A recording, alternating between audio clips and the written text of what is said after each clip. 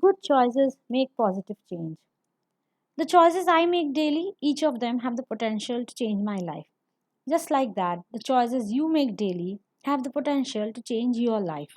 If the change is for the good, that's definitely a positive change. This is Dr. Amrita, and you're listening to the Healthwealthbridge podcast.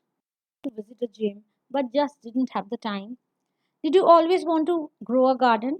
Then this is the book you want to read.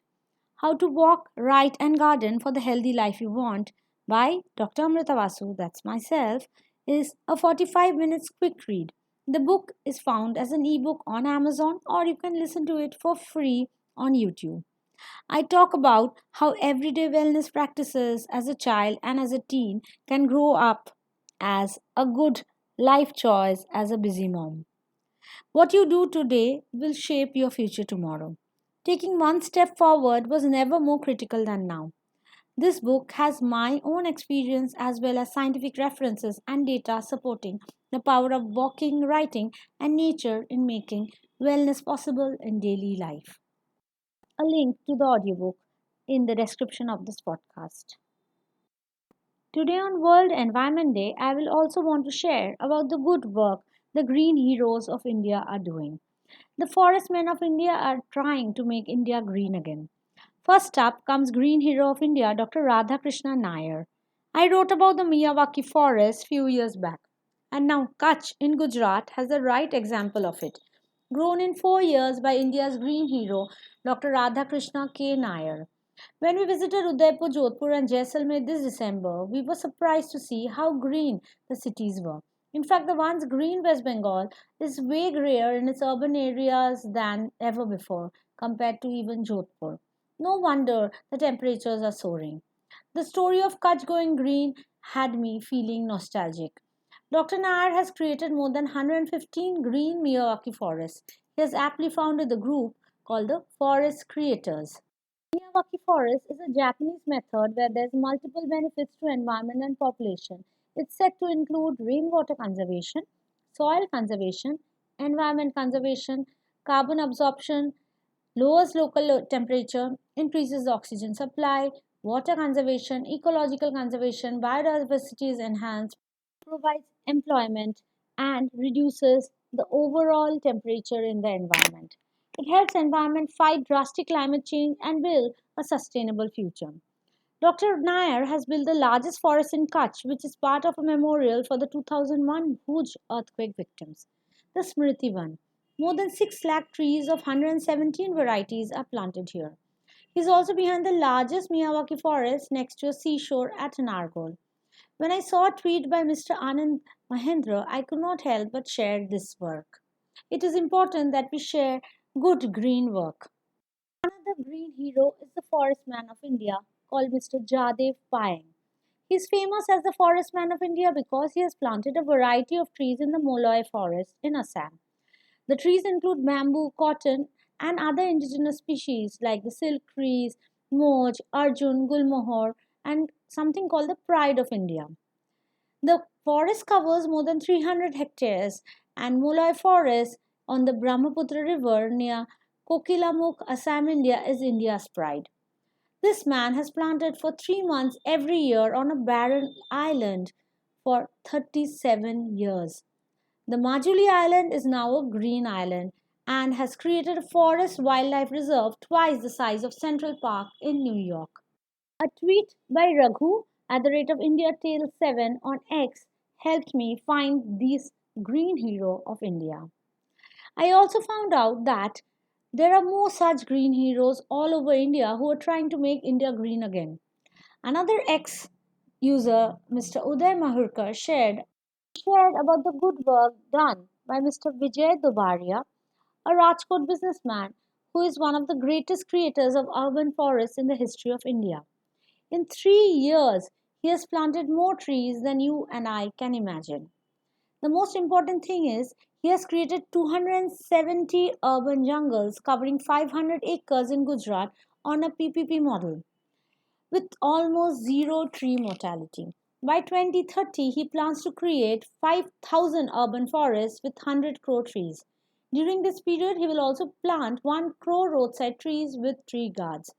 In next 1 year alone, he plans to plant 10 crore trees to create 100 urban jungles in the state of Gujarat, with each tree standing at 20 to 25 feet. Dubaria plans to turn Gujarat green as well as India into a green land.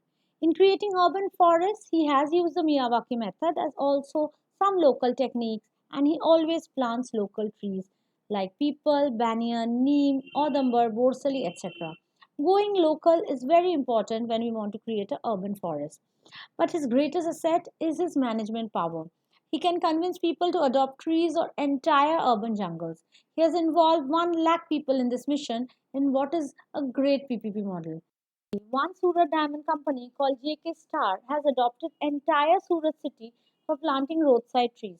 Dobara is now planting 1 lakh trees with tree guards in Surat in its behalf. He has a team of 3,000 paid workers under his mission, which also has 500 tractors and 500 tankers. His biggest achievement is a lesson for the forest lovers, you and me, who are listening to the podcast. He doesn't allow a single tree to die, and that's very important. Famous green heroes of India are Mr. Shubhendu Sharma of A Forest and Gaurav Gujjar of A Forest. They also use a method similar to Miyawaki to create forests native to that region. A Forest is an 11-year-old company. They specialize in making native forests, especially in urban areas. It was founded in 2015 and they have not stopped. They have an entire series on YouTube where the founder have shared their methodology quite frankly. And if you listen to them, you can understand that it's possible to create forests again. The forests are usually made by natural succession and are irreplaceable, usually. But here they have used certain methodology which can create natural green reservoirs again. What is important that we focus on bringing back lost forest habitat that existed a few hundred years ago if we want to survive as humans. More and more such creators like them have come forward to make India green again. But in this case, Forest works worldwide. They have created multiple such projects all over the world. They have started in 2020 a Kickstarter campaign to create video documentation of their method that is available for free to listen to on YouTube. But why is forest so important? Why do you need green spaces? And that's what I'm going to discuss in the next segment of this podcast. Forest bathing, is that even a thing? Yes, it is. It's a Japanese thing and it's called Shinrin Yoku. But when I started falling in love with my green friends, I did not know this was even a thing. I like to forest bathe. I like green covers. I never visited a village before I was married. The closest to forested land I ever went to was Alipurdwar, my Boromashir Bari. It was lovely with a pond full of fish, mango, and coconut trees everywhere. After marriage, my hubby's home was in a small village in Malda. Surrounded by mango gardens, it was quaint, comfy, serene, but falling apart. Like family homes with multiple owners, this was struggling to survive. Belonging to many but owned by none meant its maintenance was becoming a nightmare. We visited occasionally during Durga Puja but never stayed. It was in 2020 when the world went into COVID lockdown and we wanted to have nothing to do with the city. Things flipped on its head during COVID lockdown. I felt caged inside the apartment house. My husband had a brainwave. The village home would get a revamp.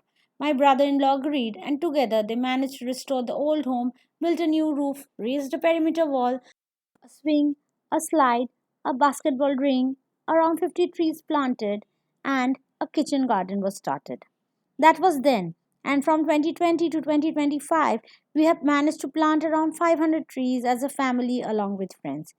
We also managed to save around 50 mango trees from being cut down. But all this takes lots of blessings and money. But that is not always profitable in the economic sense. But it does mean primordial prevention and money spent preventing developing conditions that cause illness like stress, hypertension, diabetes, and just bad feeling.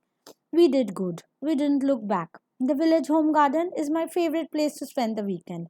My friendship with trees started with the jackfruit tree in the home backyard in Kolkata. That was followed by my balcony garden, the village home garden, and then the mango garden. It's an interesting journey. And I hope my tree friends continue to help me make my little town and village greener. Did you know the light filter through the green canopies filter out the harmful blue light? Not only make the garden shaded, but is just the right kind of sunny for you. These days, since too much blue light exposure is behind a lot of health issues, a stroll down a leaf lined park road is just what you need for good health. On this World Environment Day, I wish you good health, happiness, and lots of green friends in your life. You were listening to Dr. Amrita on the Healthwealthbridge podcast.